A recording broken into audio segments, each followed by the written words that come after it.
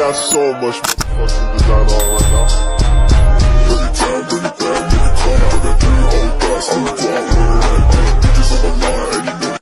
Warahmatullahi wabarakatuh. Perkenalkan, nama saya Yuda Romdoni Sidik dari STIMIK Utama Majenang dengan NIM 2257200074. Di sini saya akan mencoba mempresentasikan 3 materi. Ya, salah satunya adalah aljabar bol dan peta Carnot, dan yang kedua pengenalan rangkaian sekuensial, untuk yang terakhir ada pencacah dan multivibrator. Baik, langsung saja ke penjelasannya. Untuk yang pertama, aljabar bol dan peta Carnot. Nah, definisi dan operasi aljabar bol. Definisi. Untuk definisi, aljabar bol adalah sistem matematika yang menggunakan variabel binder atau 0 dan 1 untuk mewakili keadaan logika. Operasi dasar meliputi AND, OR, and NOT. Operasi N menghasilkan 1 jika semua input bernilai 1. Sedang OR menghasilkan 1 jika setidaknya 1 input bernilai 1. Dan yang terakhir NOT, yaitu membalikan nilai input. Untuk yang kedua ada tabel kebenaran dan representasi fungsi boolean. Tabel kebenaran. Nah, tabel kebenaran menunjukkan semua kemungkinan kombinasi input dan output untuk fungsi boolean. Untuk representasi fungsi boolean dapat direpresentasikan dalam bentuk persamaan aljabar atau dengan menggunakan tabel kebenaran. Yang selanjutnya adalah minimisasi fungsi boolean dan peta Carnot. Untuk pertama yaitu ada tujuan, yang untuk tujuan adalah memperoleh bentuk paling sederhana dari fungsi boolean untuk mengoptimalkan desain sirkuit. Untuk yang kedua, peta Carnot, diagram grafis yang digunakan untuk meminimalkan fungsi boolean. Untuk yang terakhir ada algoritma, yaitu mengidentifikasi kelompok 1 yang berdekatan dan menggabungkannya untuk mendapatkan ekspresi yang lebih sederhana. Untuk yang selanjutnya ada aturan penggabungan dalam peta Carnot, yaitu penggabungan atau tanda plus ya. Untuk pertama, kelompok 1 yang berdekatan dapat digabungkan untuk membentuk kelompok yang lebih besar. Untuk yang kedua, penghilangan atau bisa disimbolkan dengan tanda min, yaitu variabel yang tidak berubah di dalam kelompok dapat dihilangkan. Untuk yang terakhir ada validasi yang bisa disimbolkan dengan tanda checklist, yaitu ekspresi yang dihasilkan harus divalidasi dengan tabel kebenaran. Untuk selanjutnya ada penerapan peta Carnot untuk fungsi lebih dari 3 variabel. Untuk yang pertama, ekspansi peta. Peta Carnot dapat diperluas untuk fungsi dengan lebih dari 3 variabel. Nah, untuk yang kedua, penomoran peta. Penomoran peta khusus diterapkan untuk menjaga kedekatan logika. Untuk yang terakhir, aturan meminimalisasi tempat berlaku untuk peta multivariabel. Nah, adapun kelebihan dan kekurangan peta Carnot. Untuk kelebihan yaitu mudah digunakan untuk fungsi dengan hingga 4 variabel, visual dan intuitif untuk memahami hubungan logika. Sedangkan untuk kekurangannya yaitu sulit untuk fungsi dengan lebih dari 4 variabel, tidak selalu menghasilkan solusi yang paling optimal. Nah, ada pun contoh kasus yang berkesimpulan. Untuk yang pertama ada di aplikasi. Peta Carnot diterapkan dalam desain sirkuit digital untuk mengoptimalkan fungsi logika. Dan adapun kesimpulan yaitu aljabar boolean dan peta Carnot adalah alat penting untuk mendesain sirkuit digital yang efisien. Baik, mungkin untuk lanjut yang ke materi kedua ada pengenalan rangkaian sekuensial. Rangkaian sekuensial merupakan jenis rangkaian elektronik yang menyimpan informasi dari waktu ke waktu. Ini memungkinkan rangkaian untuk mengingat status sebelumnya dan menggunakan informasi tersebut untuk menentukan tindakan selanjutnya. Rangkaian sekuensial memainkan peran penting dalam berbagai sistem elektronik modern, termasuk komputer, perangkat komunikasi, dan sistem kontrol industri. Yaitu adapun karakteristik rangkaian sekuensial ada 3 ya. Untuk yang pertama ada memori internal. Rangkaian sekuensial memiliki kemampuan penyimpanan informasi dalam bentuk status sehingga dapat mengingat keadaan sebelumnya. Ini membedakannya dari rangkaian kombinasional yang hanya dapat memproses informasi saat ini. Untuk yang kedua, ketergantungan waktu. Keluaran rangkaian sekuensial tidak hanya bergantung pada masukan saat ini, tetapi juga pada status sebelumnya. Waktu memainkan peran penting dalam menentukan perilaku rangkaian. Untuk yang terakhir ada transisi status. Rangkaian sekuensial dapat beralih di antara berbagai status berdasarkan masukan dan kondisi internalnya. Transisi status ini diatur oleh elemen penyimpanan dan logika.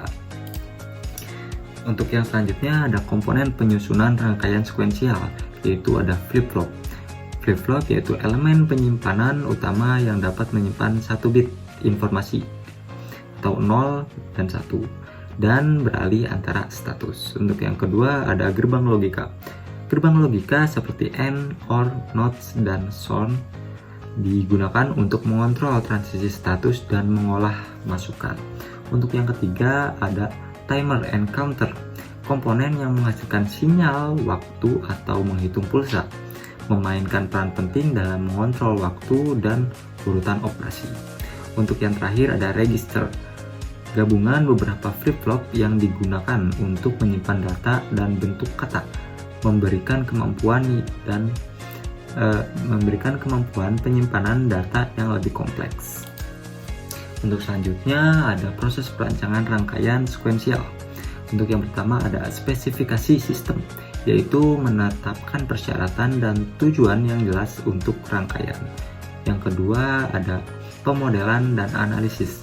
Pembangunan model matematis atau deskripsi tingkatannya tinggi untuk sistem. Untuk yang ketiga ada sintesis dan implementasi. Penerjemahan model ke dalam diagram logika dan memilih komponen fisik. Untuk yang terakhir ada verifikasi dan pengujian, memastikan kinerja sesuai spesifikasi dan mengeliminasi kesalahan. Adapun contoh aplikasi rangkaian sekuensial. Untuk yang pertama ada di jam digital. Di jam digital memanfaatkan counter untuk menghitung detik, menit, dan jam. Adapun sistem kontrol, menerima masukan dan mengendalikan output untuk mengoptimalkan proses. Untuk selanjutnya, perangkat komunikasi, mengatur transfer data antara perangkat dengan menyajikan dan mendekodekan informasi. Untuk yang terakhir ada di komputer, yaitu mengendalikan alur data dan eksekusi instruksi dalam unit pemrosesan. Tantangan dalam implementasi rangkaian sekuensial yaitu ada 4. Untuk yang pertama, rancangan yang kompleks, yaitu melibatkan analisis timing, keadaan, dan transaksi yang rumit. Kecepatan dan performa, menyesuaikan kecepatan operasi dengan kebutuhan sistem dan meminimalkan latensi. Untuk yang ketiga ada keandalan dan ketahanan, memastikan operasi yang andal dalam berbagai kondisi dan toleransi terhadap kesalahan. Untuk yang terakhir ada biaya dan keterbatasan, mempertimbangkan biaya komponen, konsumsi daya, dan keterbatasan teknologi. Untuk selanjutnya ada penelitian terbaru dan perkembangan teknologi. Untuk yang pertama ada chip yang lebih cepat, yaitu untuk meningkatkan kecepatan dan kinerja untuk memproses informasi yang lebih cepat. Untuk yang kedua ada mikroprosesor yang canggih, arsitektur dan desainer yang lebih efisien untuk meningkatkan kemampuan komputasi. Untuk yang ketiga ada kecerdasan buatan, menerapkan rangkaian sekuensial dalam algoritma dan model pembelajaran mesin. Untuk yang terakhir ada komputasi awan, arsitektur terdistribusi untuk meningkatkan skalabilitas dan ketahanan sistem. Untuk yang terakhir ada kesimpulan dan saran. Rangkaian sekuensial merupakan fondasi untuk membangun berbagai sistem elektronik yang kompleks, pemahaman yang mendalam tentang karakteristik komponen, dan proses perancangan yang sangat penting untuk mengatasi tantangan dan implementasi, pengembangan teknologi, dan penelitian terbaru untuk mendorong evolusi rangkaian sekuensial, membuka peluang baru dan memperluas kemampuan sistem elektronik di masa depan. Baik, untuk yang terakhir di materi ini ada pencacah dan multivibrator. Pencacah dan multivibrator.